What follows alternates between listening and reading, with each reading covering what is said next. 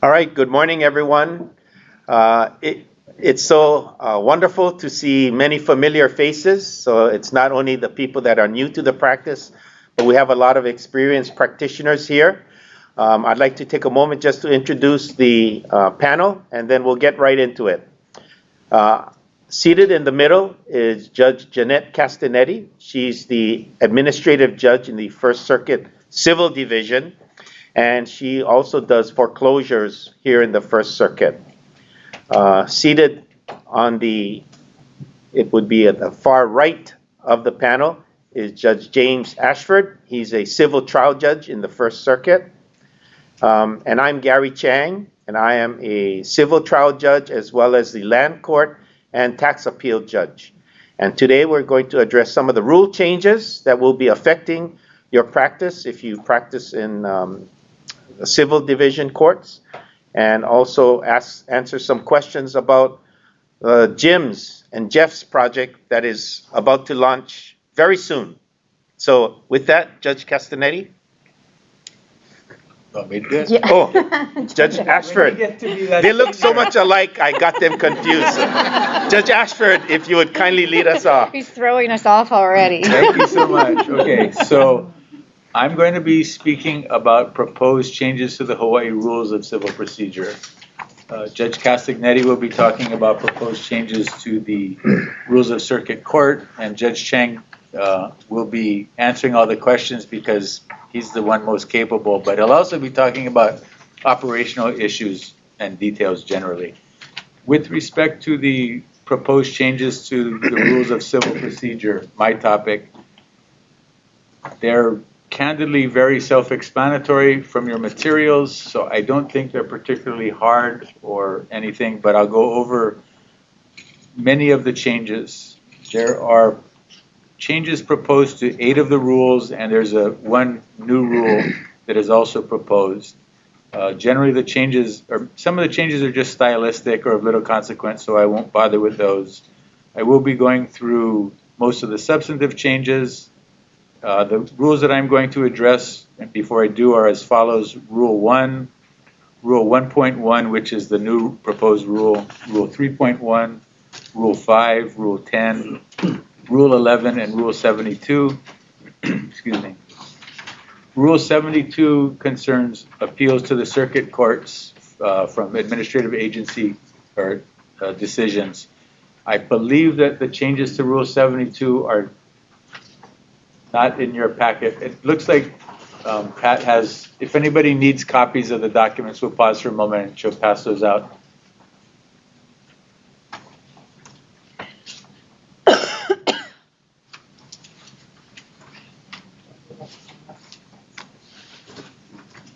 Pat, did I hear you say that you also have copies of the electronic filing and service rules, or no? I thought I heard that. Okay, wonderful, because I will be talking about this. And I think up front, Pat, that's right. Okay. He can't read anyway, no big. Okay, that's Frank Hogan to those of you who can't see, who can't read. Pat, Frank Hogan is naughty and doesn't bring his own. Okay, I don't know where I was. I think I went, Rule 72 regards agency appeals. I don't think those are part of your materials, but you're not missing much. I'll get to that in a bit, but when I do cover Rule 72, which will probably be my last topic, don't be alarmed if you do not in fact have a copy of those. Okay, so before I get to specific rule proposals or changes, I also want to mention the Hawaii Electronic Filing and Service Rules. The Electronic Filing and Service Rules were adopted by the Hawaii Supreme Court in September 2010, so they're now 9 years old. I think they're still a surprise to many people unless they've been doing appellate work or criminal work, but they're very, very important. I will be referring to them periodically throughout my brief presentation. If you're not familiar with them, you should be.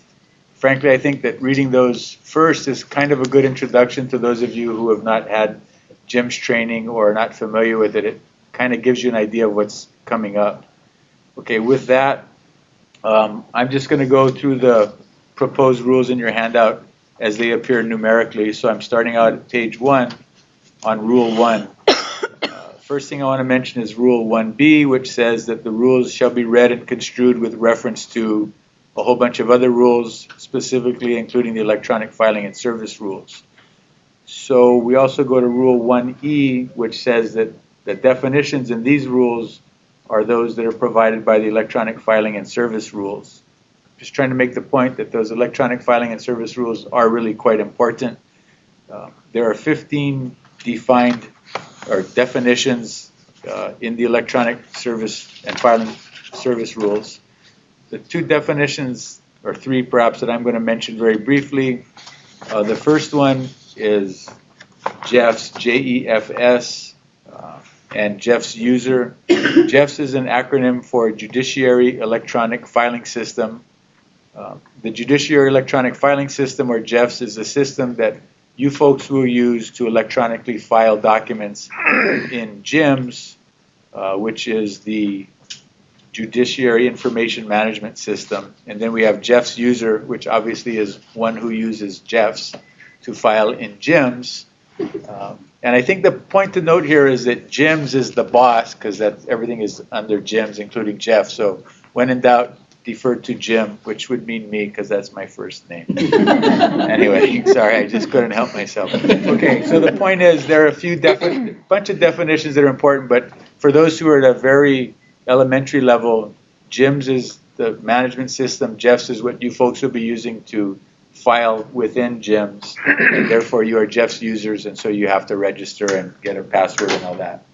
Okay, that gets me to Rule 1.1. This is the new proposed rule, as opposed to a proposed change to an existing rule. And what's important about Rule 1.1, or the first thing, is that it requires every attorney who represents a party in a lawsuit to register as a Jeffs user. So once we get to October 7th in district court and October 28th in circuit court, assuming we're talking about civil filings, because criminal is already in the JIMS system, all the attorneys have to register if they're active in a case. Rule 1.1 also requires all attorneys to file all documents electronically.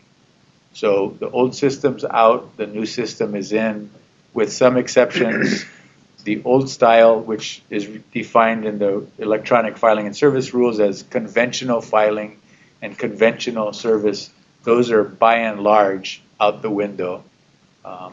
They certainly are, you certainly will be doing a lot of things electronically, perhaps with pro se or self-represented parties. There will be some exceptions.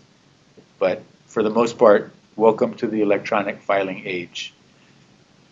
Okay, Rule 4.1 of the electronic filing and service rules also allows staff members employed by attorneys who are Jeffs users to register as Jeffs users in their own names to electronically file documents. In other words, if you can't handle it or it's not important enough and you have other things to do, hopefully your staff is particularly Akamai, especially compared to some of us, whoever those may be, and you can have your staff register. Okay.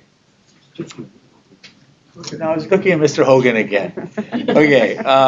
Rule 1.1 does not require that self-represented litigants, i.e. pro se parties, register as Jeffs users and file electronically. Instead, it says that self-represented litigants may register as Jeffs users if they choose to do so.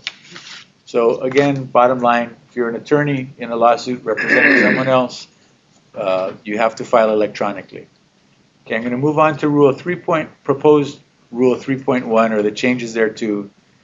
This is relatively insignificant. Historically, this rule required the submission to the filing clerk of not only the original complaint and the original of other affirmative pleadings, but also required the submission of copies of those pleadings.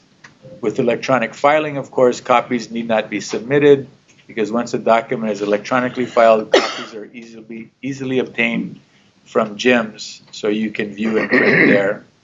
And similarly, old Rule 3.1 or existing Rule 3.1, because the changes haven't yet been adopted, will now be, under those civil information sheet rather, those will now be electronically filed, so no need copies.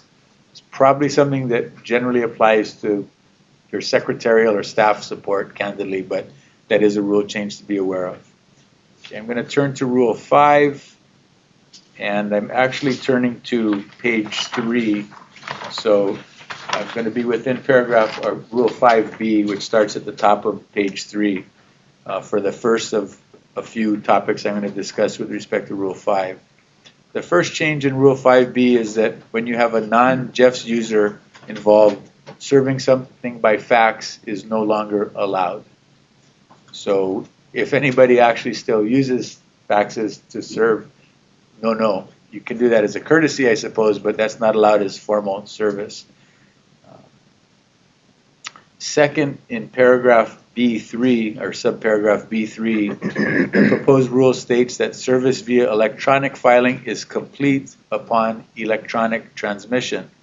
So once a document is electronically filed, service is complete on all Jeffs users to the case, which generally will mean the attorneys, and generally, but not necessarily, will not refer to the pro se's, because possibly, if not probably, the self-represented litigants may not be Jeffs users.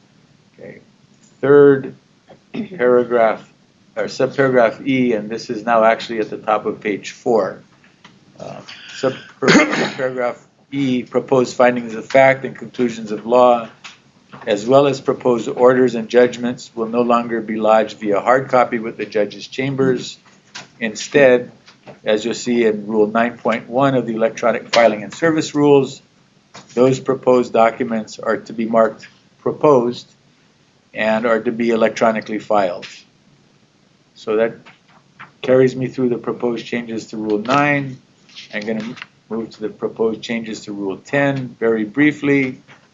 On the first page of all pleadings, you have to leave 3 inches at the top of the first page. You can either do just 3-inch margin or header, whatever it is, at the very top, and leave the top 3 inches blank. Or you can do a 3 by 3, 3-inch by 3-inch square in the upper right-hand corner of the document. The purpose of that void or that blank is to leave room for the electronic file stamp to be placed there. This isn't part of the rule changes, but you're also required under existing rules to leave a 1-inch margin at the bottom of the first page, and that's where in the future, once we're in electronic land, they will have the certification of documents. So make sure you continue to keep your 1-inch margin, which no one would ever violate, at the bottom of the first page. Okay, moving now to Rule 11. Rule 11A, or the proposed change, states that electronically filed documents shall be signed as provided by Rule 5 of the Electronic Filing and Service Rules. So if you were to turn to Rule 5.1 of the Electronic Filing and Service Rules, you would see that the signature of a Jeffs user, such as the attorneys, shall be /s/ and then your name. So for example, /s/ James Ashford, or /s/ Frank Hogan. So that's the way the signature will be affixed. And then if you were to look at Rule 5.3 of the electronic rules, that rule provides that where there's a third-party signature, such as a declaration or an affidavit in support of a motion perhaps, the handwritten signature will be affixed in the normal space, and that document, the signed document, will be submitted as a PDF. Okay, so lawyers /s/ and then your name. And I believe I've been told, but if Judge Chang wants to contradict me, that's expected and totally fine. You can't say like J. Ashford, it has to be James Ashford. So your first and last name completely, not with an abbreviation there. Okay, I'm going to skip over the remaining changes to Rule 11. I'm also going to skip over the proposed changes to Rule 30 regarding depositions. I think those might be handled by a colleague of mine who's far younger and more polite. So that reduces it to just one person here, doesn't it? Yeah. And I'm also going to skip over the rules, proposed changes to Rule 77, touch briefly on Rule 72, and then I'll be done. So as I said earlier, Rule 72 is for agency appeals to circuit court. Currently, when a party appeals, the appellant has to specify documents that will be part of the record to designate the record on appeal. and identify those as the record on appeal, and also has to create an order for the agency whose decision is appealed from to certify and transmit the designated materials to circuit court. So we have a current form that exists. I think it's one of the forms, perhaps Form 28, A and B, I think, for those things. Those are appended to the hard copy rules at present. But basically, the proposed changes to Rule 72 provide that if you're a Jeff's user involved in appeal to the circuit court, then the designation of the record on appeal and the certification of the record shall be filed and served electronically. In other words, you're going to do it electronically. If you're not a Jeff's user, which presumably doesn't apply to anyone here, but you're, in other words, if you're a self-represented litigant, then you have to handle things the old-fashioned way, the conventional way. So that's all I have on proposed changes to the rules of civil procedure. I'll turn it over to Judge Castagnetti on circuit court rule changes. Thank you. You're welcome. Hi, good afternoon, everyone, and thank you very much for being here. Let me just start by reiterating a few things that Judge Ashford mentioned and said. One is with respect to the Hawaiʻi electronic filing and service rules. Those are a key component once we go live for Jeffs. So those rules do have to be read and construed with our rules of civil procedure and the rules of the circuit courts. So please make sure to always have your electronic filing and service rules handy. As he mentioned, they were adopted 9 years ago, so but they still may come as a surprise to some who have not been electronic filing if they haven't been doing appeals or criminal work. So, but there are some key things in the Hawaiʻi electronic filing and service rules which I'll go over as they relate to the rules of the circuit courts, which I'll cover momentarily. The other thing I do want to mention is that the handouts that we've given you and made available to those online are the proposed rules to the rules of civil procedure and the rules of the circuit courts. They're still proposed at this point. They have been submitted to the Supreme Court. They're reviewing them. I know they're in the process of reviewing them. We do anticipate that most of these rules will be adopted. There might be some minor tweaking of the rules and so forth, but please keep your eye on the judiciary's website for the Supreme Court order adopting and promulgating the rule changes. So again, right now we're talking about proposed rule changes, but we do anticipate most of these rule changes will be adopted by the Supreme Court, and they will certainly be adopted, I have no doubt, before October 28th, which is when we go live for JIMS or Jeffs for electronic filing in the circuit courts for civil cases. So my topic, what I'm talking about today, will be the proposed changes for the rules of the circuit courts for the state of Hawaii as they relate to electronic filing. And my approach for you folks is really just to, I thought about, well, if I were a practitioner, what would I want to know? What are the rule changes that I need to know for e-filing? So I really want to give you some practical information and point you to certain rules. We may jump back and forth a little bit, but what I'm going to talk about first are some preliminary matters. I will talk about motions and the rules relating to hearing motions, non-hearing motions, and ex parte motions. Also, submissions of proposed findings of fact, conclusions of law, submissions of proposed orders and judgments. And then if we still have some time for my topics, I'll cover a little bit of the rules relating to discovery and service of discovery requests and depositions. So getting to what you all came here for, let me just emphasize some of the housekeeping or preliminary matters. If you look at the rules of circuit courts of the state of Hawaii, the proposed amendments, and starting with Rule 1.1, construction of rules. And again, as Judge Ashford also said, a lot of these rule changes are just self-explanatory. But the key thing to know with respect to Rule 1.1a is that, of course, these rules are to be construed and with reference to the electronic filing and service rules, the court records rules, and the rules of the circuit courts. And if there are if there's any conflict between any of those rules, the rules of the Hawaii electronic filing and service rules, those are the rules that prevail. Also, to the extent there's any conflict, between the rules of the circuit courts and the rules of civil procedure, or the Hawaii rules of penal procedure. If you're in a civil proceeding, of course, then the Hawaii rules of civil procedure prevail. Also, if you look at 1.1b, effect of Hawaii electronic filing and service rules, that proposed rule change says that documents filed and notices given in accordance with the Hawaii electronic filing and service rules shall be deemed to comply with any filing or notice requirements of any part of these rules. So again, that just emphasizes the importance of the Hawaii electronic filing and service rules. The other preliminary matter that I just wanted to bring to your attention would be Rule 2, subsection I, which is on page 3 of the proposed amendments to the circuit court rules.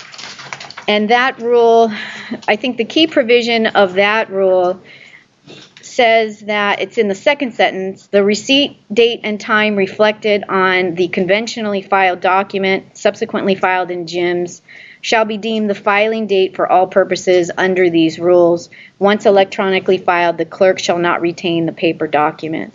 So that covers the situation. So if you're involved in a case with a self-represented party, the party is not a Jeff's user, they go to legal documents to conventionally file their document, and it gets conventionally filed and stamped, and then the legal documents clerks are required to then scan the document and upload it into JIMS.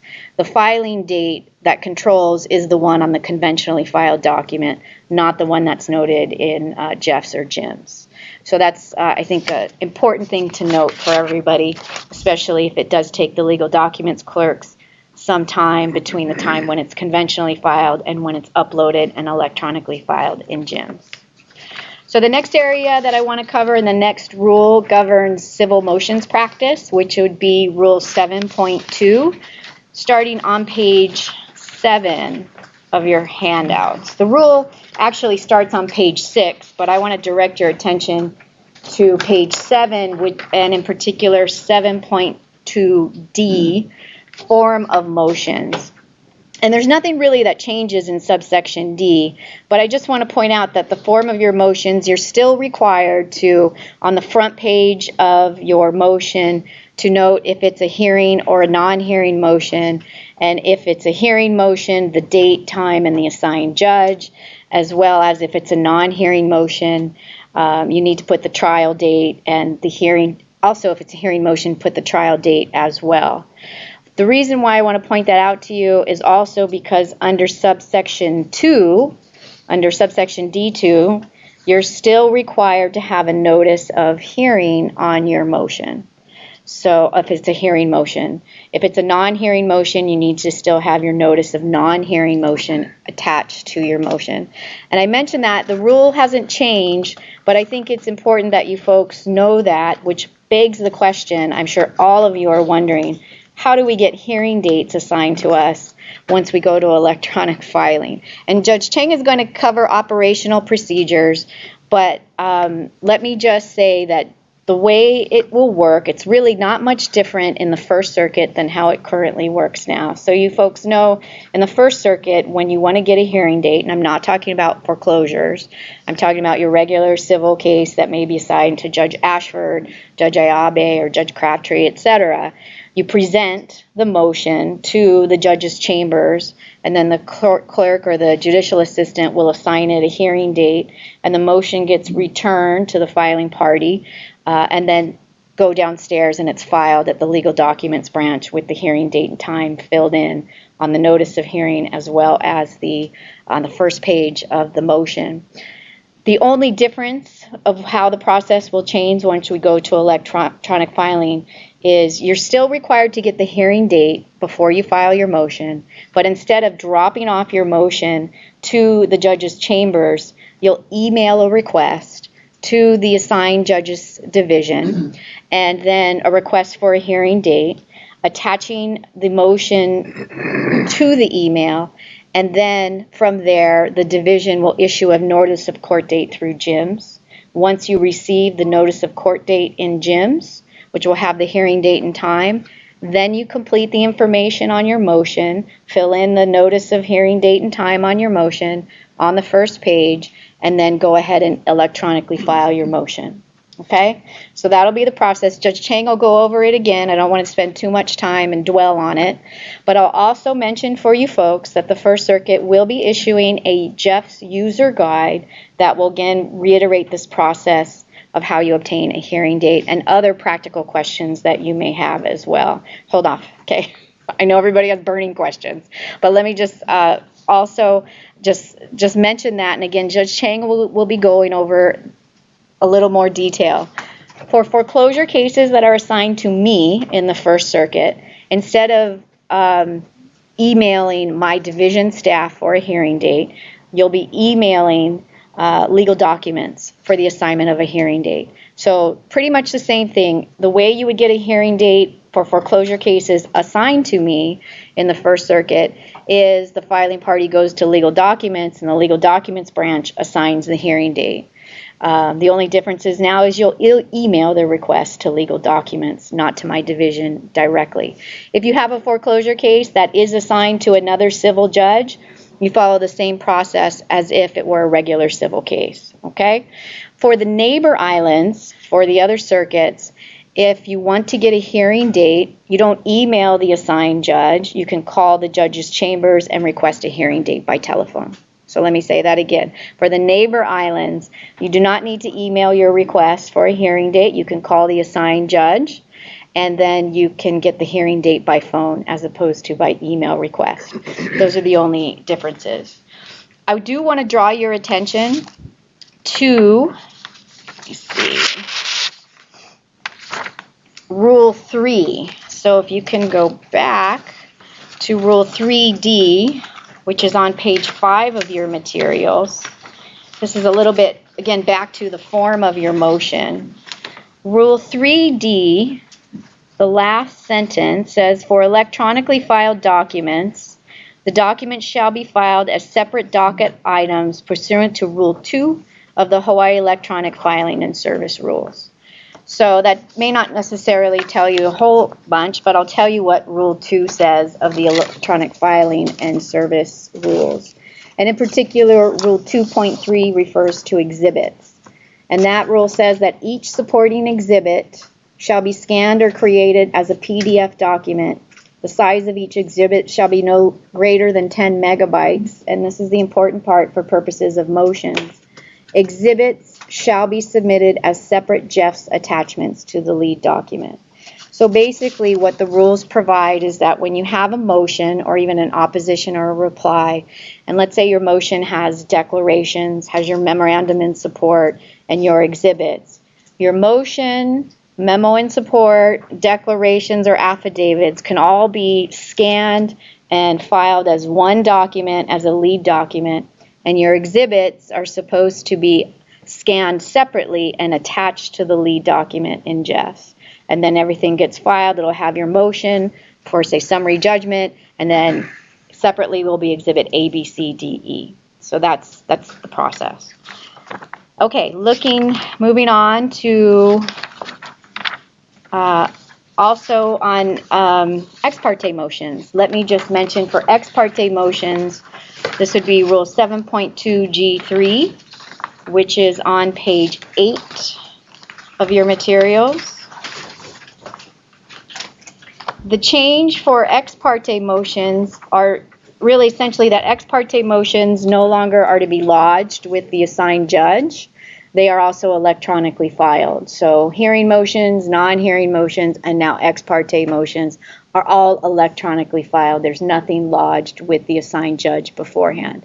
Your ex parte motions should also include your proposed order, just the same standard format as we follow now. Once your ex parte motion is electronically filed, then the court can basically extract your information from your proposed order, and then we'll either grant or deny it accordingly, okay? So make sure for your ex parte motions, do not lodge them, don't submit them to chambers, just go ahead and electronically file your ex parte motions.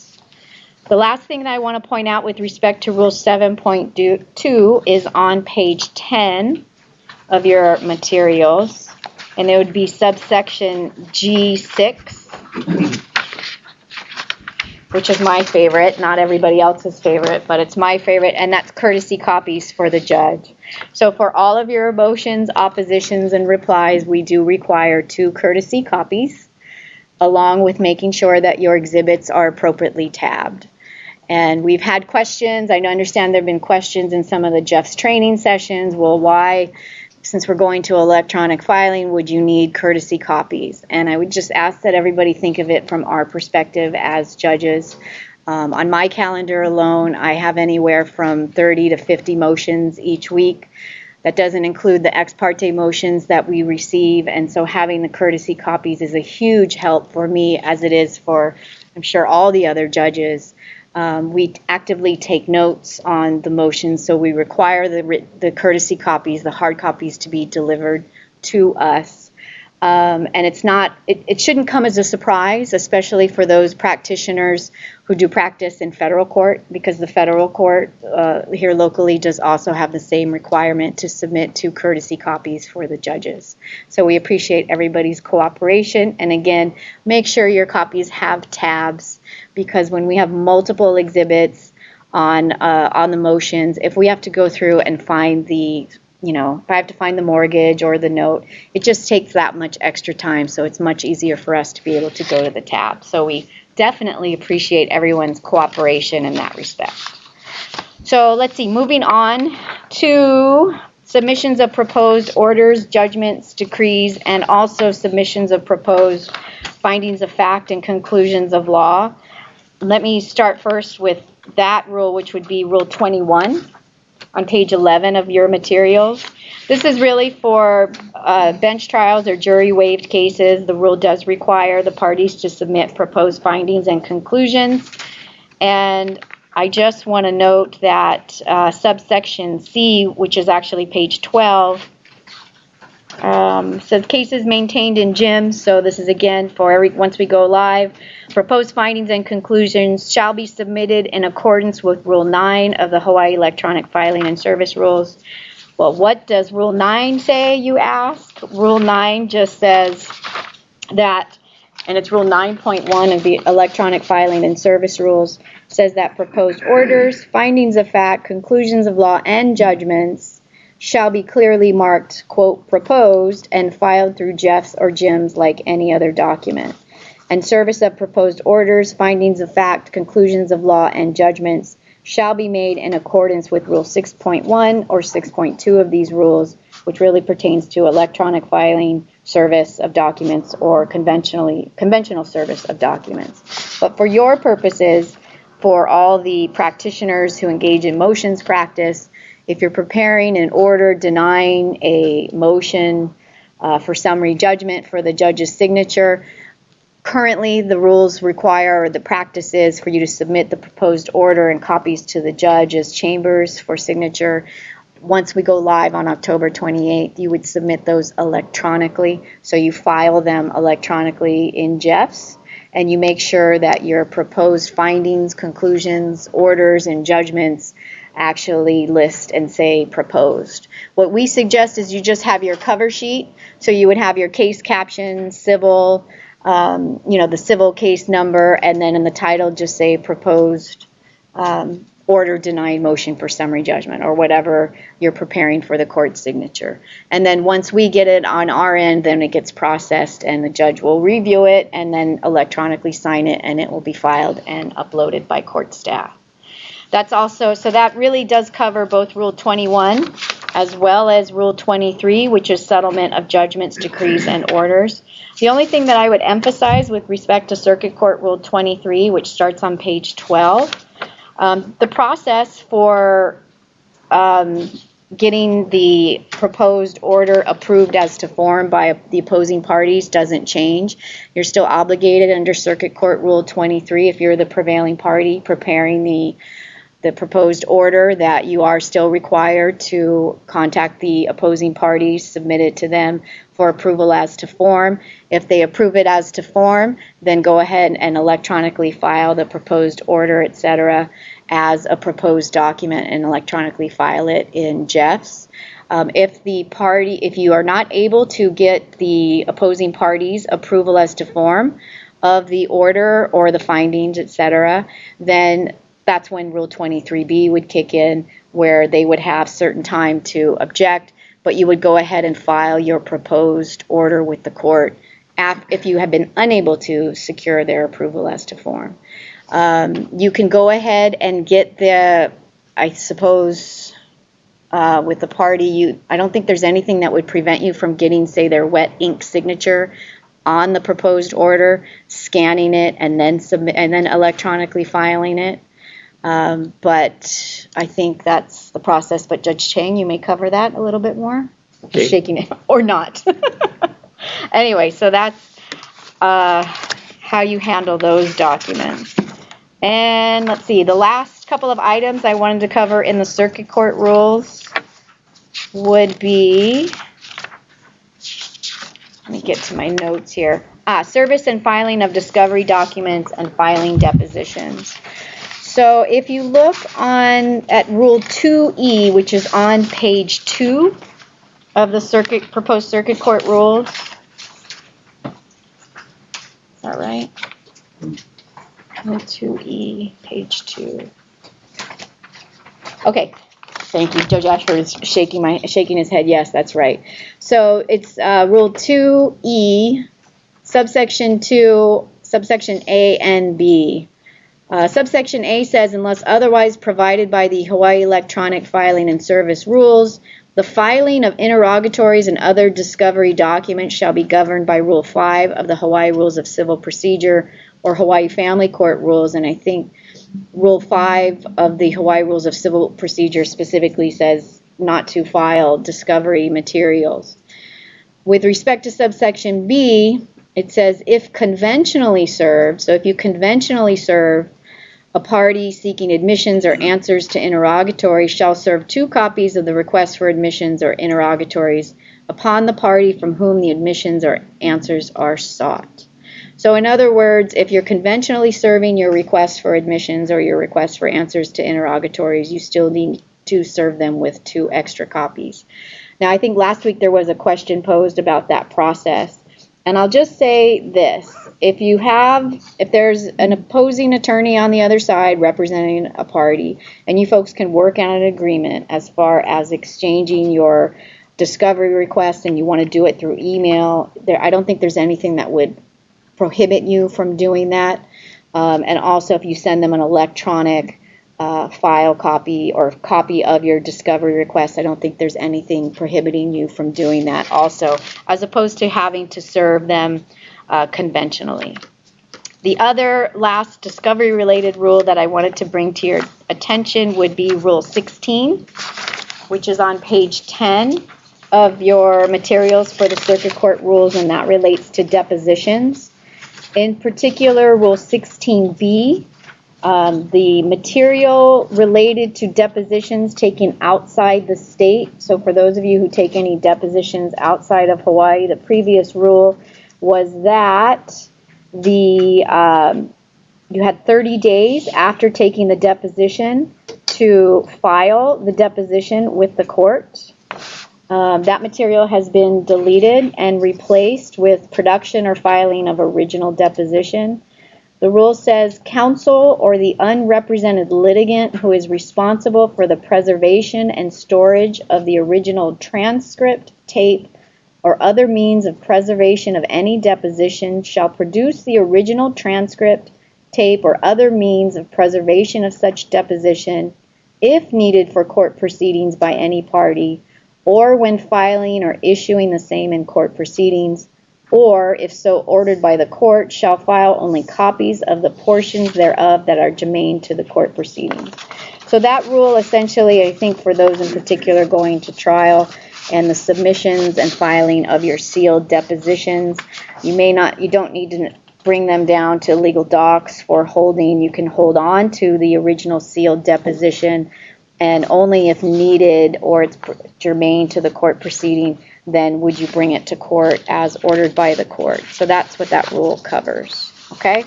So that's kind of it for the practical issues for the rules of the circuit courts. I'm sure you folks may have some more burning questions, but maybe just hold off a little bit and we'll let Judge Chang go, and then you can bombard us with all your questions. Well, actually, I'm going to change it up a little bit, and I think since we just had the review of the proposed circuit court and civil procedure rules, maybe if you have a question as to those rules and you wanted to raise it before we get too far afield and I get into the Jim's and Jeff's matters, if you have a question now, maybe you can pose it if you wish. You can see we coordinated this very well. So, Okay, right in the front row. fire away. Certifications for service of a complaint, a petition if it's in land court, or, for example, subpoenas for records depositions, document production by third parties. How is that going to be handled? Do we simply print from Jeff's the copy of the complaint that's in Jeff's, and that's sufficient for service of a complaint or one of these other documents, or do we bring it down to the clerk to have a certification put on the document? When you e-file a document, and this is a Jim's and Jeff's question, but it comes up now, so I'm going to address it. The question is, what do you do to get certified documents? For example, a complaint that needs to be served needs to be a certified copy. You would e-file your complaint, and when the e-filing process is completed, a file stamp will be affixed to the top right corner of the first page. Then you can print that document and the number of copies that you want certified, and then I think the procedure will be to present that to the clerks, and they will, I think there's a charge for certifying documents, so all of that I think will be manually done. You know? I happen to have our nearly final version of our Jeff's user guide, which will be made available on the judiciary website before we go live. Free of charge. Right? For the certified copies? No, just or for the this? manual. Yes, the Jeff's user guide it will be free of charge, and it will be updated periodically. So we actually, and I'm just going to read from it because I know Judge Chang has been living with the Jim's project for how long now? 2 years. 2 years, because he's been the project judge assigned to this. So certified copies of court documents, that's what you're asking about? Yes, particularly complaints. Okay.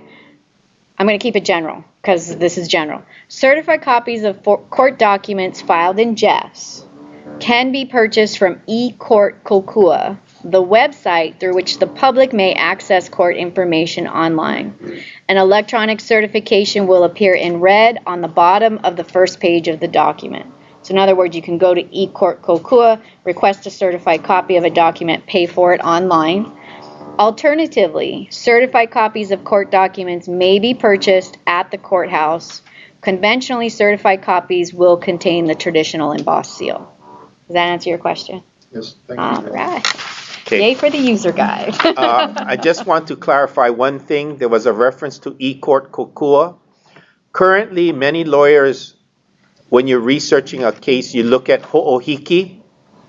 Once we go live with the particular Jeff's program, then the ho'ohiki will be disabled for that go live program.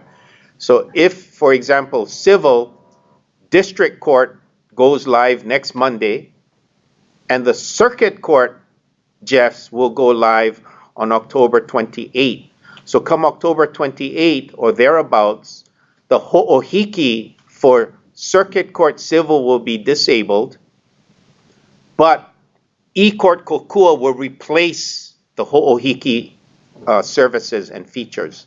So that eCourt Kokua that will replace ho'ohiki is what you can go on to purchase your certified copies or do all the other research you did on ho'ohiki. So eCourt Kokua will replace ho'ohiki for the courts that go live on the various states, and I'll go over that soon. Okay, any question in the back? Do you guys know if the district court has changed the process to be the same? Because they attended something similar for the district courts, and they stated that complaints do not need to be certified and that the e-filing, the second page would be sufficient. Do Do you know if that's changed or if the circuit court is handling it differently than the district court? The question is whether in district court, will the certification process change or be different? I am not certain that I'm familiar with any change in the procedure. So you probably have to experiment as we go along, going live next Monday. Question? When you request a hearing date, is there going to be a form to request a hearing date, or do we just send an email requesting a hearing date? The question is, when you request a hearing date, is there going to be a form to request the hearing date? You want to address that or you want me? You can. I'm not aware of any form, a specific form to request a hearing date. Typically, when you request a hearing date, it would be in connection with some document you're filing, like a motion for summary judgment.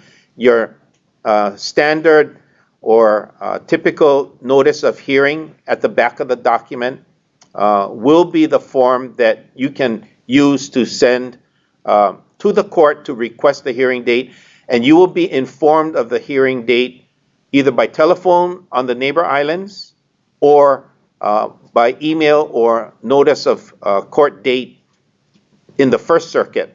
Once you get that information, you can input that information into your notice of hearing and then go ahead and e-file your document. But you will not e-file your document without the hearing date coming from the court and you filling in your notice of hearing. Does that make sense? Well, I don't know, because Judge Castagnetti said we request a hearing date, by presenting the form, and then we get a hearing date. No, I said by email. You email, request it by right, email. right. But there's no form. Okay. You would just send an email to the division email and then requesting a hearing date. And like Judge Chang said, it would have the title of your motion, the civil number, case name, etc. Okay. And in the First Circuit, when you request a hearing date, you would have to include your motion and the memorandum in support, not the exhibits, because the division wants to get a sense of how much time to allot for that hearing. Neighbor islands, not necessary if your matter is on the neighbor islands. And I want to clarify, when we talking about hearing dates and we're talking about First Circuit and neighbor islands, it's the location of the court, not the location of the lawyer. So if, for example, if you are a lawyer practicing in Hilo, then you should still file what we've been describing as the First Circuit procedure. If you are a lawyer on Oahu and you have a matter on Kauai, then you would follow the neighbor island procedures even if you live in the First Circuit. So it's where the court is located that you should follow their procedure. All the neighbor island circuits follow one procedure and the First Circuit follows a separate procedure. And if you're wondering why is the difference, it's simply a matter of volume. The volume of motions in the First Circuit is much greater than the volume of motions on the neighbor islands. So there needed to be more formality because of the simple volume in the First Circuit. So that's why there's a difference between all neighbor island cases and all First Circuit cases. I saw a hand, yes. So this is a question about Rule 11, the rules of for the civil procedure, the signature for the declarations and things of that nature. Currently, sometimes you'll get a fax copy or a PDF copy of the signature page from a client or somebody on the mainland, and then you submit it with the original motion with a footnote saying, we'll follow up with the submission of the original. How does that work in this situation? Let's say you get a PDF affidavit from the client, would you have to identify that this is a PDF copy and then that you will later get the original, certify that you later get the original from the client?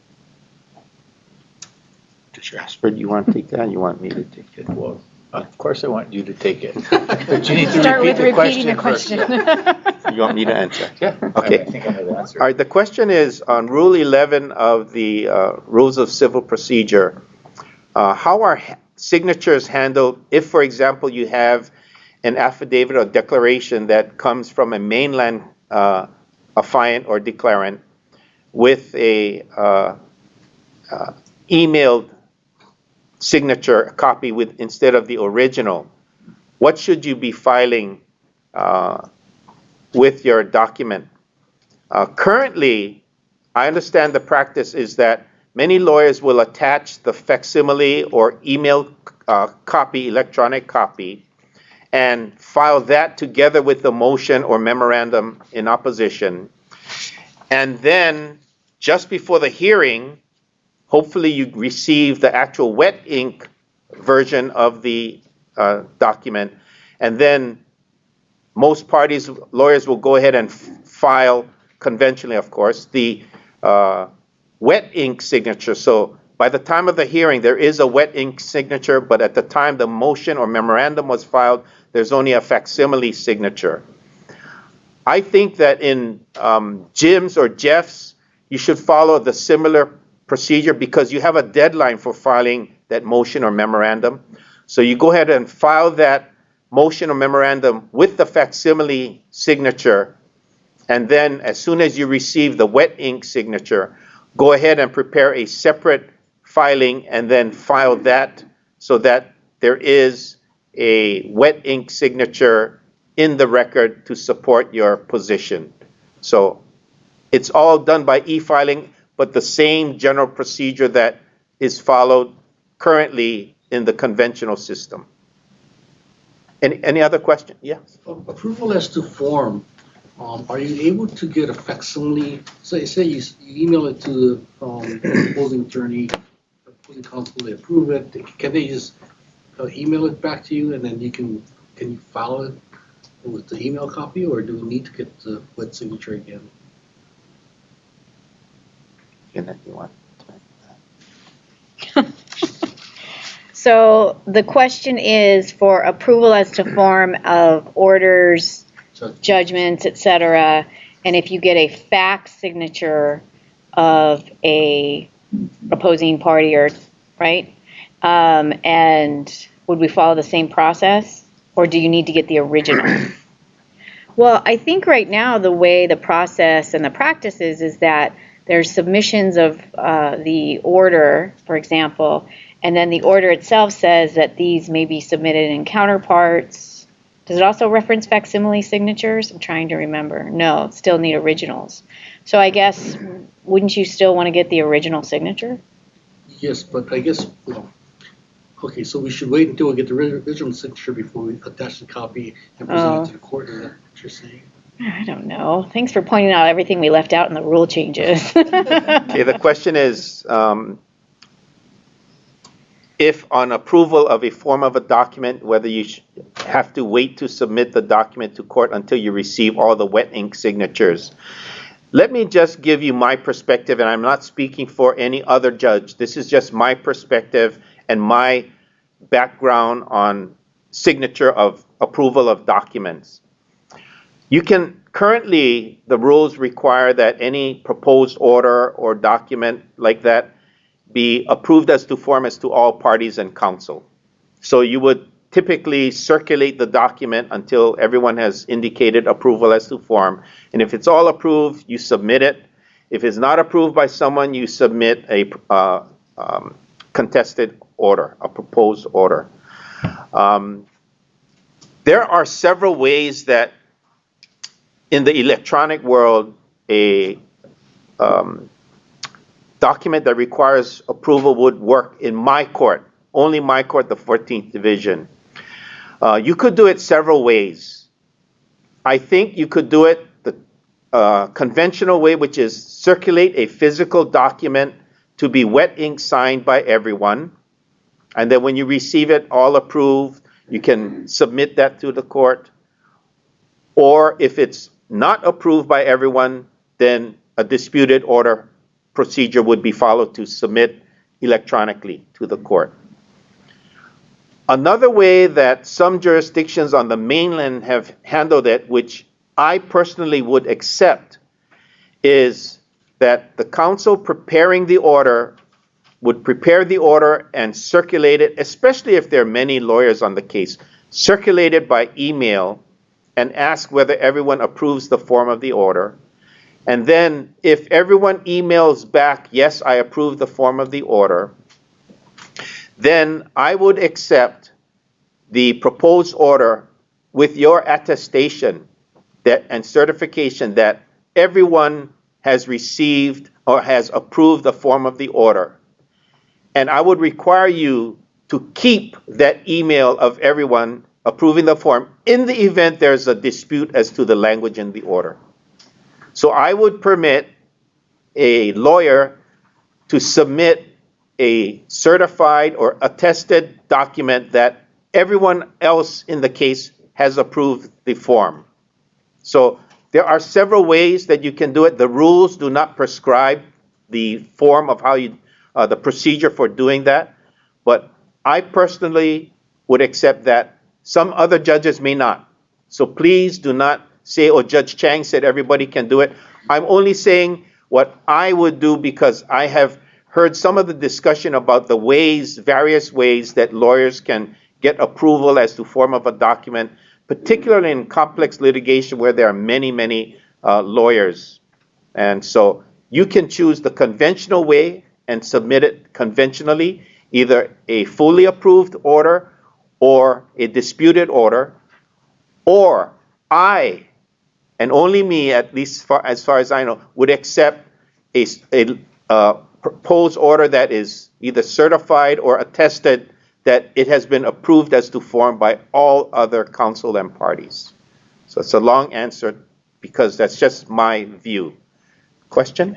Following up on Randy's question, could the attorneys, like if you email the attorneys and they say, I'm fine, could we put a //s/ you know? The question is if you... Close to their wet signature, if I get an email from them saying...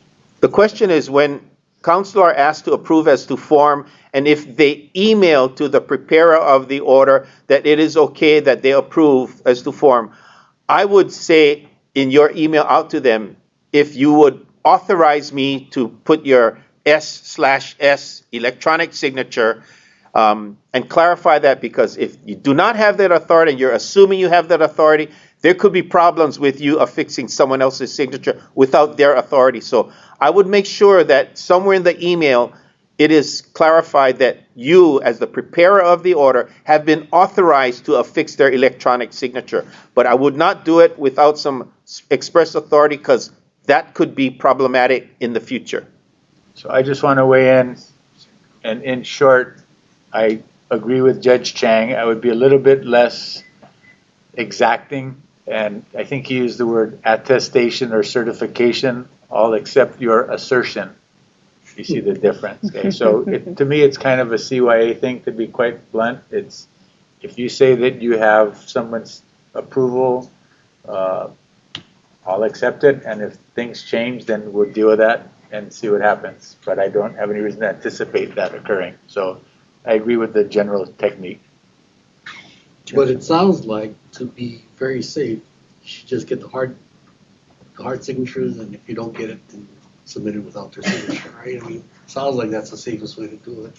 The comment is, sounds like the safest way to get approval as to form signatures is the old-fashioned circulate a hard copy.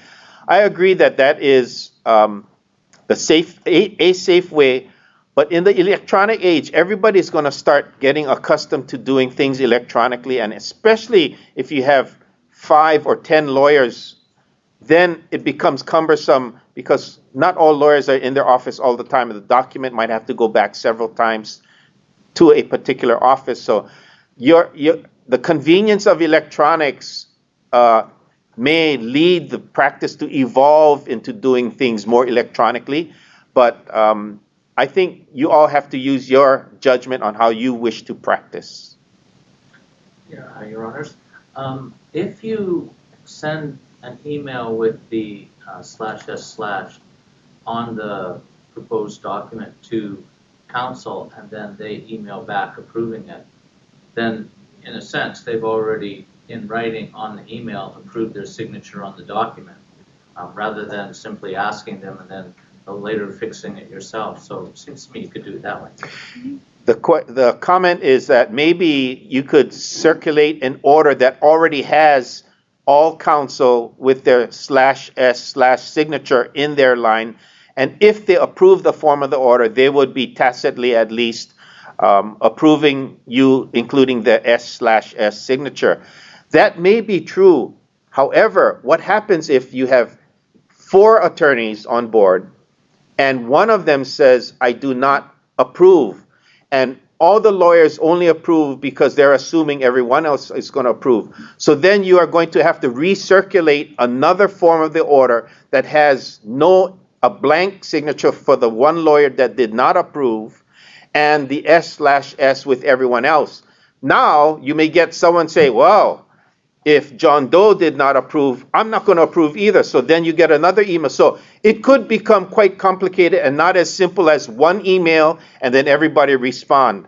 So the scenarios can become very complicated. So you can try that, but be careful about eventually someone accusing you of misusing their S/S privileges because someone else didn't approve it, and well, they assumed that I approved it, but I don't approve it now because someone else didn't approve it. So just be very careful about affixing someone else's signature without express approval anytime you submit a document to court, because heaven knows, you all know, you've been in litigation a lot, that issues arrive, and as technical as signing a document for me, and it may be okay if everyone approved the form, but if the circumstances change, sometimes someone else's prior approval may no longer apply. So I've seen that kind of issue arise, so it could happen as well. A lot of things that you don't see, we unfortunately see on our end just by virtue of the volume of stuff that comes through our court. Any other question? Okay, there are no hands in the room, so I'm going to launch into the Jim's and Jeff portion of our presentation. Although Judge Ashford already went through some distinction between Jim's and Jeff's, I just wanted to go over it again to make sure you understand what are these terms, Jim's and Jeff's, that we use. They're acronyms, and Jim's is the Judiciary Information Management System. That is the big computer system that is it's the overriding system, and it's all information, and various segments of the legal community use the Jim's vehicle to conduct their business. For example, lawyers will use a component of Jim's called Jeff's, Jeffs, and that stands for Judiciary Electronic Filing System. So if people want to file a document, lawyers and parties can use the Jeff's component. Within the Jim's mechanism, we also have judiciary staff who are doing a lot of work, posting information, hearing dates, minutes, and things like that. They will not use Jeff's. They will use another component to conduct their business. So please understand that Jim's is the overall information system that we have created, and within Jim's are components for various segments of the community to use, and the lawyers will be using the Jeff's component. So we sometimes use Jim's and Jeff's interchangeably, but don't confuse them. They are related, but two separate devices or instruments. I'm going to talk about something we refer to as a blackout period. A blackout period is 1 week before the go-live dates. Oh, I'm sorry. I meant to start with the go-live dates. There are 3 go-live dates for Jeff's and Jim's. Next Monday, October 7, is District Court Civil. So anyone who does District Court Civil, your work will now be done electronically on October 7. 3 weeks later, Circuit Court Civil will go live on October 28. And 3 weeks after that, Land and Tax Appeal Court will go live on November 18, 2019. 1 week before each of these go-live dates, the court that is involved with the go-live date will have a ho'ohiki blackout. You can go ahead and file documents conventionally during the week before the go-live. However, all of your information that would normally be inputted into ho'ohiki will not be inputted because we do not want to corrupt any of the existing cases, because the weekend just before the go live date, we are going to migrate all of the existing case data into the JIMS system. And if corruption occurs in a case, that case may not come over. So we are quieting down the electronic input into what we call HAJIS now, which is the predecessor to JIMS. And we are not going to input any data. So if you go on Ho'ohiki, the week before our go live date, you will not see information of documents that have been filed or hearings that have been set in Ho'ohiki. You will not see that. Once we go live on JIMS, that data will all be input into JIMS, but it will not be reflected in Ho'ohiki until after the go live date. Okay, so that's the reason for that. And the go live for district court is this week. This week, you file something and you will not see it reflected in Ho'ohiki. The week before October 28, when Circuit Court Civil goes live, you file something and you will not see that data appearing in Ho'ohiki. Same thing for Land and Tax Appeal Court. And the weekend just before is when they migrate all the cases over. Now, when we say migrate the cases over, it's only the data that appears in Ho'ohiki that is migrating over. The actual documents themselves for all pre-existing cases will not be electronically scanned and entered into the system unless there is a specific reason to do that. But generally, all documents for pre-existing case, and I mean pre-existing as existing before the go live date, they will not be electronically accessible. If you want to see a document that was filed before the go live date, usually you will have to go to Circuit Court and pull it if you don't have it. Okay, so actual physical documents will not be migrated over, just the data, hearing dates, document titles, filing dates, those kind of things, minutes, those will migrate over, but not the documents themselves. Okay, so the court rules that you should know once we go into the electronic filing, I think Judge Castagnetti went over some, but I'm going to repeat them just to make sure that you know that when we go live, you should look at these rules because they would govern your practice. The Hawaii Rules of Civil Procedure or District Court Rules of Civil Procedure. Because we're going live with District Court rules, District Court first, you should know those rules before you go on Monday. Secondly, the rules of the Circuit Courts of the State of Hawaii, Circuit Court rules. And then two sets of rules that maybe you don't have that much familiarity with as a group. Number one would be the Hawaii Electronic Filing and Service Rules. That applies to all proceedings and all electronic filing, and it's chock full of requirements, signatures, filing dates, different rules that apply to e-filing documents. So there is a lot of things in there. And I will point out Rule 9. All of you should look at Rule 9. That deals with personal information that should not be included in publicly available documents you file. Rule 9, there is a special format to submit personal information that's not accessible to the general public. So please pay a lot of attention. There is also at least one Supreme Court case. The defendant was Judge Takase, so it's the Takase case that we refer to that too. So look up that Takase case, and Justice Pollack wrote the opinion, and there is a lot of information on how to treat sensitive information. Now, personal information under the rule doesn't mean all confidential information. So you have to look at the definition of personal information to identify what information falls in that category. And it be some limited information like social security number, birth dates, maybe names of minors, account numbers, and it addresses how you would submit that. So if you have a financial record that needs to be filed, make sure you review that record. That was the Hawaii Electronic Filing and Service Rules.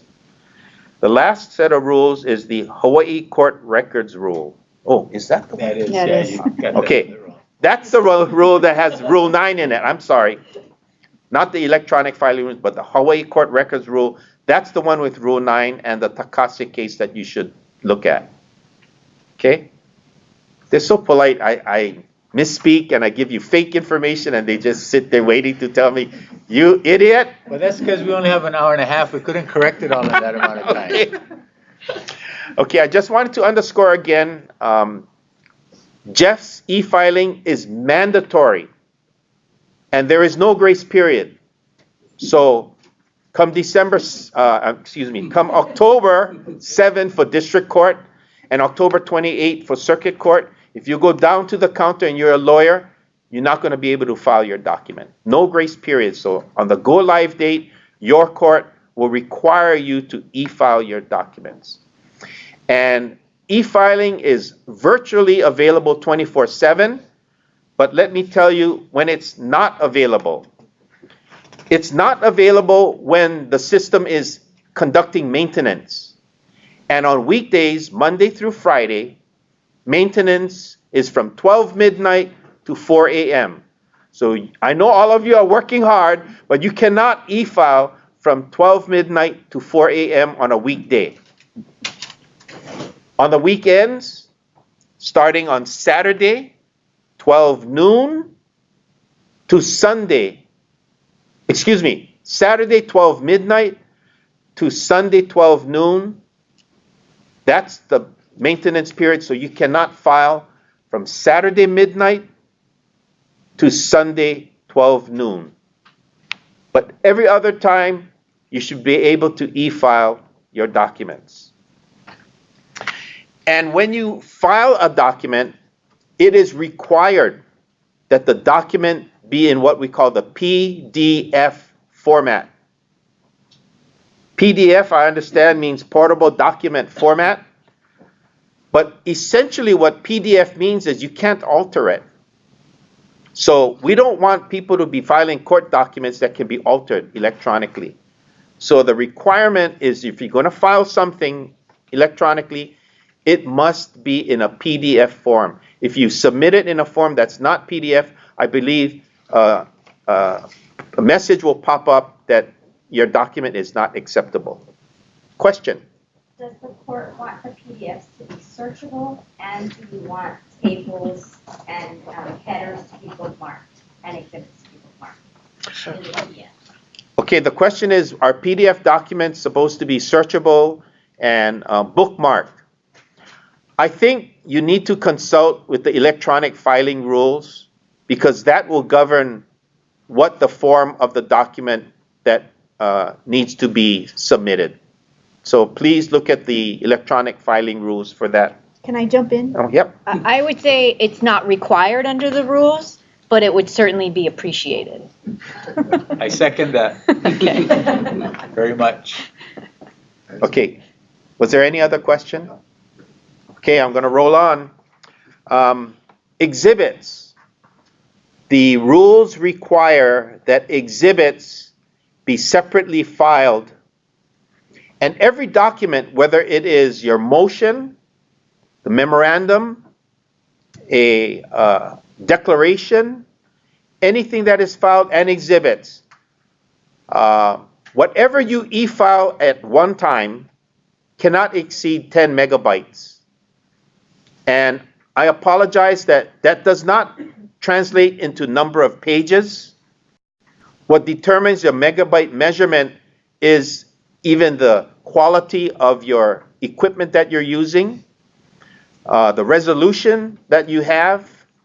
Photographs consume an enormous amount of data. So if you have photographs or diagram with your materials, that may consume a lot of your data space. But any document that you file at once, and if you file a motion and memorandum with affidavit or declarations as one document with the notice of hearing and certificate of service, you file that all as one document, it cannot exceed 10 megabytes. The rules require that exhibits, and only exhibits, be separately filed. Each exhibit must be separately filed. That means when you file your motion or your memorandum, if it has exhibits, you cannot file your exhibits with the motion or memorandum. You are required to separate out all of your exhibits, and after you file your motion and memorandum and you complete that filing, your next filing will be starting with your exhibits. And each exhibit must not exceed 10 megabytes. So the size of the documents make a difference. And people tell me 10 megabytes is a lot of data space. You might be able to file a 50-page document and might not exceed 10 megabytes if it's all typewritten. But if it's got other things in there that consumes more data space, you may have a problem.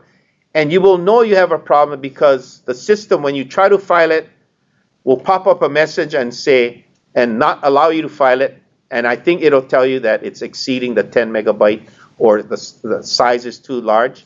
So then you would have to go out and maybe separate out the documents in a fashion that will submit it. We apologize for that, but there is a technical reason for doing that. I believe the federal system also has a 10 megabyte limit. But the reason for that is if we allow documents to have too much data space, then that makes the system inefficient. So 10 megabytes seems to be a working size that maintains the efficiency of the system. I wish I understood it better, but that's the extent of my limited knowledge. Because I am a super dinosaur when it comes to technology, and thank goodness for the geniuses that were building this system, but I was just a witness to all of that. Question? Your Honor, if we have a affidavit that has exhibits attached to the affidavit, are those exhibits also separated from the affidavit and filed separately? They should be. The question is, if you have an affidavit and the affidavit has exhibits, should those exhibits be filed separately? And I think the safe answer would be yes. So if you're using an affidavit or declaration to authenticate or provide foundation for the admissibility of one of the exhibits, the exhibit should be separated out and separately filed. Question? Pardon my ignorance, but does each exhibit get filed separately, or can we put all of the exhibits into one? The question is, does each exhibit have to be filed separately, or can you file a group of exhibits together? I'm sorry to say that the rules require each exhibit to be separately filed. And I think that is the electronic filing rules that require that. So you'll find, these are the kind of requirements you'll find in the electronic filing rules. So please be sure to review those rules. Question? Are the rules also going to clearly require that the exhibits need to continue to be numbered in some form on the bottom or something? Because I can imagine there might not be numbered, and when we have to print the electronic documents, it's going to be hard to identify where they belong. The question is, do the exhibits that are separately filed have to be numbered? And of course, as I understand it, the exhibits do have to be numbered in a way that can be easily identified. And if you are submitting hard copies to the judges, each exhibit should be tabbed. Now you might not be able to tab your exhibits because they're separately filed, but when you put them together in a hard copy and submit it to the court, they should be tabbed. Because sometimes an exhibit is a pleading that itself has a number of exhibits. So if we have to wrestle through and we're not familiar with the documents, you are, but we're not. So it can become very confusing, and I have referred to the wrong document, and the counsel will tell me, oh, Your Honor, that's an exhibit within an exhibit, but the one that I was referring to was the other exhibit D. So it can become very confusing to everyone. So that's why the court hard copies should be tabbed, so that there's no question which exhibit you're talking about when you refer to a document. Did I answer all of your questions? Sort of. Okay, another question? When you file the exhibit electronically, which you want a cover sheet, fly sheet with each exhibit, say have case name and exhibit A, case name, exhibit B. And, I'm sorry, Your Honor, and what the document, what the exhibit is, exhibit 2, like the affidavit or whatever it is that you're attaching it to. Okay, you wanna? What? So, and I'm sorry for those who are watching online, there've been some questions and I'm not sure, it's gonna be hard for me to repeat what the questions are at this point, but do you know, Well- Judge Chang, if the frequently asked questions covers the issues with filing of exhibits in Jeff's? I don't know, but the question was essentially at trial, when you're submitting a trial exhibit, does each trial exhibit have to have identifying information with a fly sheet with the case name and all of that? I think that actually it wasn't limited to trial, just Yeah. the exhibits to a Yeah, filing, like yeah.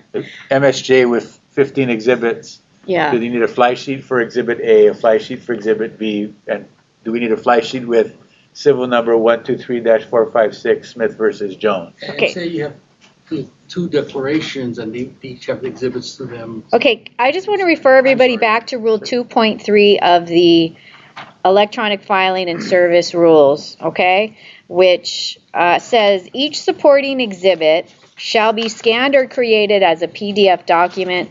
The size of each exhibit shall be no greater than 10 megabytes. Exhibits shall be submitted as separate Jeff's attachments to the lead document. So for those of you who... Well, there's one more sentence. The next one you should probably read too. Okay. Oh, you're right. Thank you, Judge Ashford. This wasn't highlighted. The Jeff's user shall identify and label each exhibit clearly. So it doesn't specify the form, but you do need to identify and mark it clearly. I wish we could give you a more definitive answer. The only other thing I would say is suggest that you folks go to there's, on the judiciary's website, there's frequently asked questions that you can take a look at. There's online training videos. I'm not quite sure how detailed they get.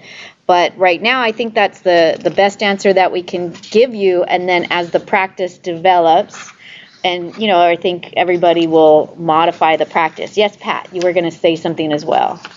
The judiciary website, you can still submit questions to the PAO email.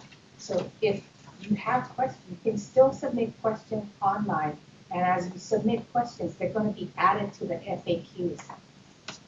That's available for everybody to review. So the FAQs, it's a live document. People are still answering questions online, and the court staff is not going to appreciate saying this.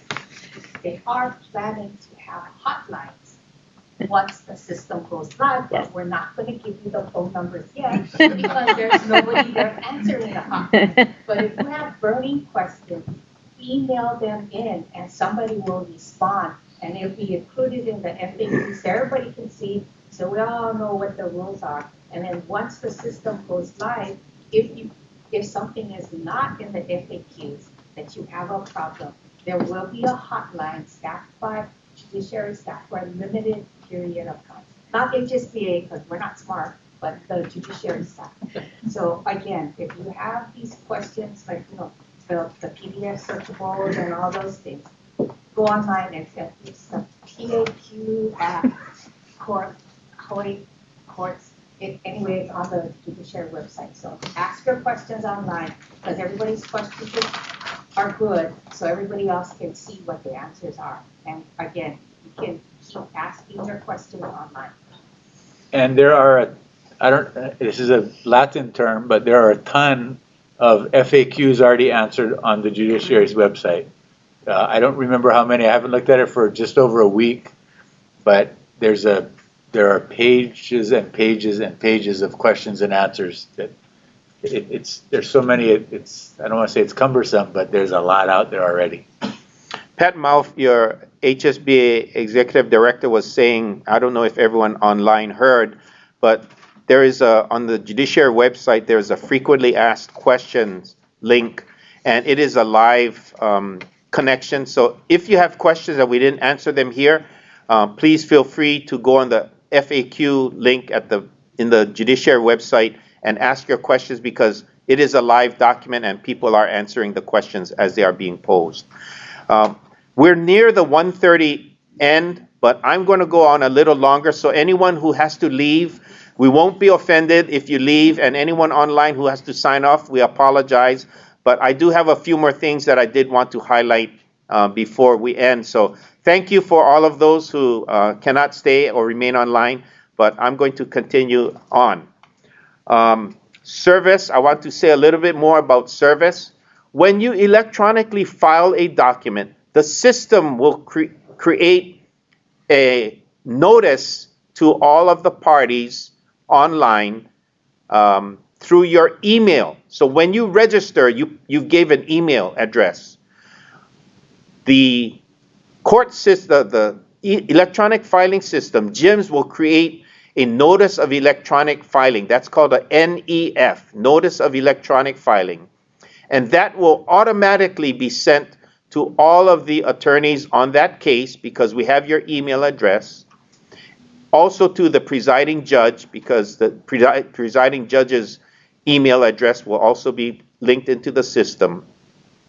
But this goes to your email. And all of you must know that your email system is not tied into the JIMS system. So we have no way of linking the NEF that will show the title of the document that's filed. You cannot click on that document and link to a copy of the electronic version of that document. You will have to have access to the JIMS or Jeff's vehicle in order to see what the document actually is.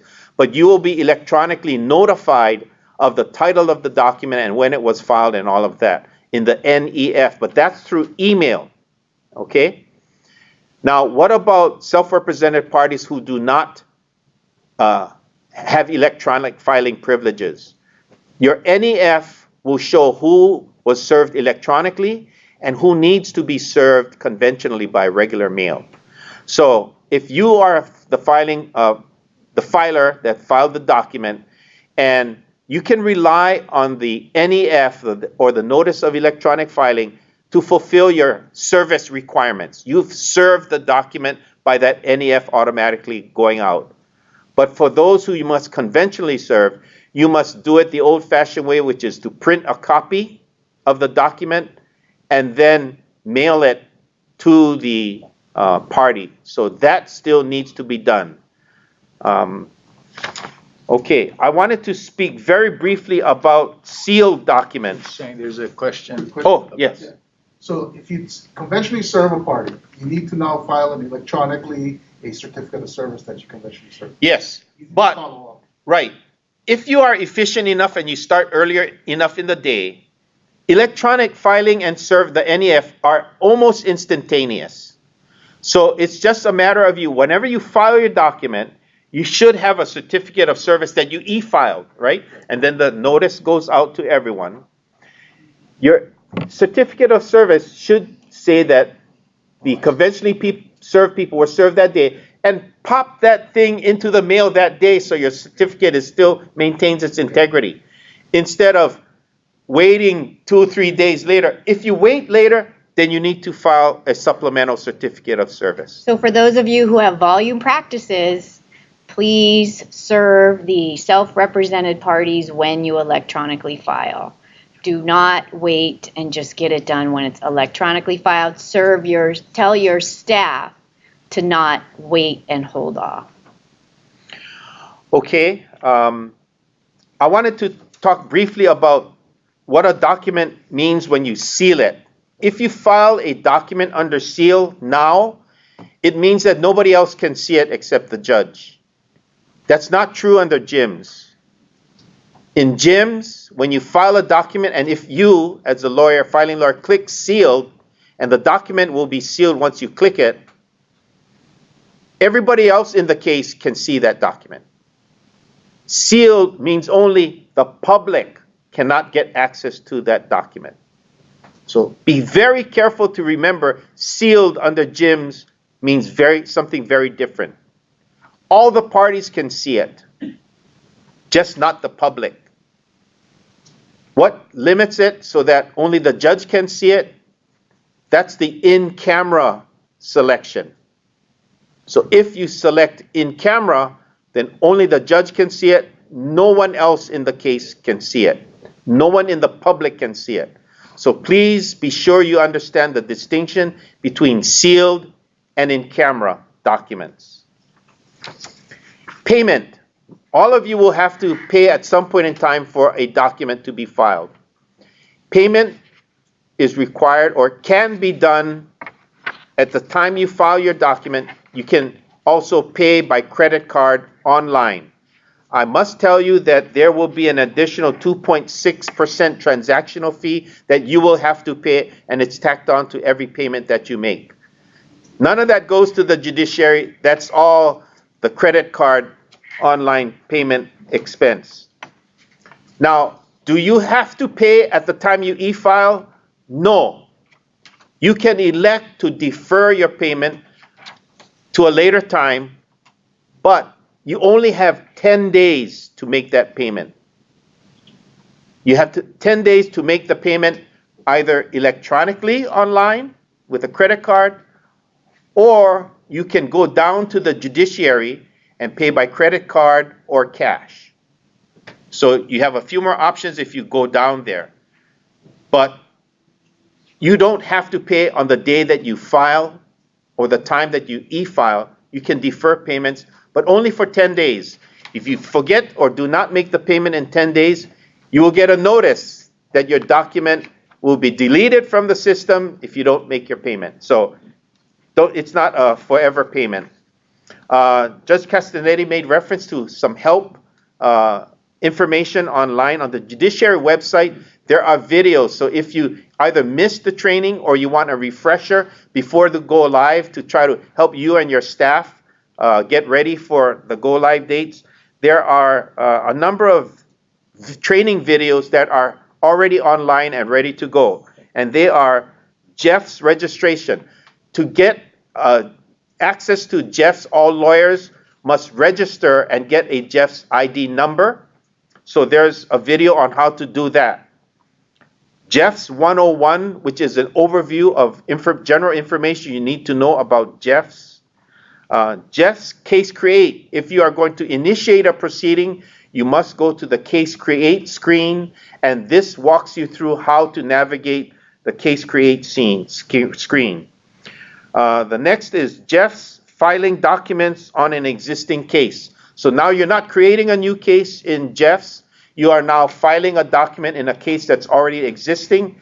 That's the video you want to go through, and it's a different screen from a Case Create. So you have to fill in information, fill it out correctly, and then hit the submit button, or your document will be in limbo and it will not be filed, and you're going to wonder where it is. Maybe you forgot to click that submit button. This video will remind you of all of that. That's the Jeff's filing documents on an existing case video. There's another one on case management. So if you need to clean up something, update something, that would be the video you want. There's a Jeff's making payment video. So if you want to refresh how to go about making payments, that would be the screen. And if you have multiple fees that apply, then you would have to add them up, and hopefully your addition is correct. I think the machine, the program may give some assistance. I forget already whether it does, but there are fields you fill in for all of the different fees that are required. And finally, managing your payments. If you want to change, add something, there's a video on how to manage the payments. Okay, that's all I have. There's much more information, but we're short on time, and I imposed on you enough. Any other questions for any of the panel members? Yes. Well, this is just a question for each of you, because you each have your own courts. And if there are pending orders that have been submitted to the court in the old conventional way prior to the go live date, after the go live date, would you like practitioners to resubmit in the new manner electronically, or will those be taken care of by the court? The question is if there are pending orders that have not been signed, that were submitted before the go live date, and on the go live date they're still not signed, does the court want them to be resubmitted? They do not need to be resubmitted. Everything all transactions before the go live date will stand as is. But let's say that you have a disputed order and your deadline for submitting your order is 2 days after the go live date, so you did not submit anything, then you would submit your proposed order electronically, even if other people submitted them in hard copy. So whatever transpired before go live date will continue to be addressed in go live dates. And if the order is pending and the system goes live, and after it goes live, the judge executes the order, then the judge's chambers will be e-filing the executed order with the judge's electronic signature. Okay? And was there another question? Okay. Oh. I do have, do we have an online question? Yeah, we do. Oh, boy. So they, Jay Park asks, do state agencies that do not currently pay not have to pay? Do state agencies that currently do not have to pay, do they now have to pay? Well, state agencies, unless they have a lawyer representing them, generally do not have Jeff's privileges. I believe certain state agencies that do agency appeal work that have to file a record on appeal may have certain limited Jeff's privileges, but generally state agencies will not have Jeff's filing privileges, but their lawyers may. And their lawyers, if something is required, a fee is required, then their lawyers, when they e-file their documents, would be required to pay in the same way that everyone else would. They could electronically pay at the time of e-filing or defer payment for up to 10 days and either pay electronically or with cash. Question? So if the AG's office is filing a complaint, we're gonna have filing fees now? Because right now we don't pay filing fees. That No. hasn't changed. Okay. I don't think that changed. Okay. Okay, so the question was if the state AG's office files a complaint, currently right now they don't have to pay a filing fee, and the question was whether now they would be required to pay a filing fee, and that has not changed.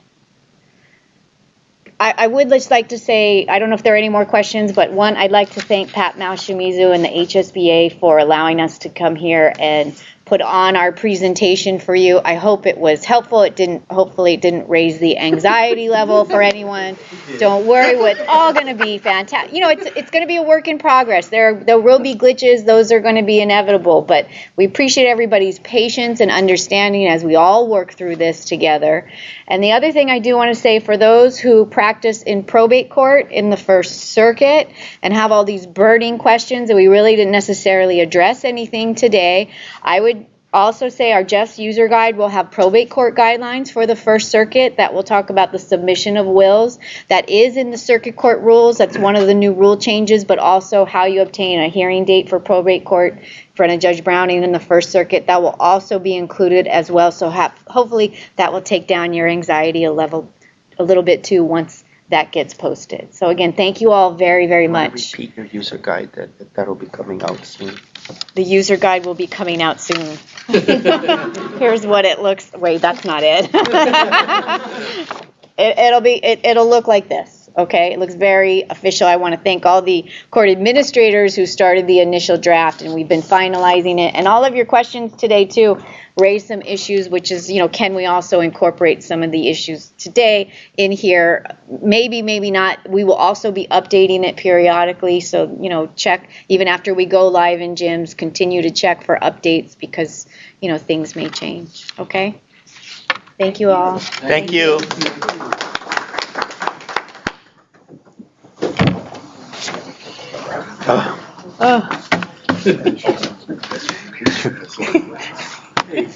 So I haven't seen you in ages. You haven't been playing golf with friends? Oh, no way. Don't talk about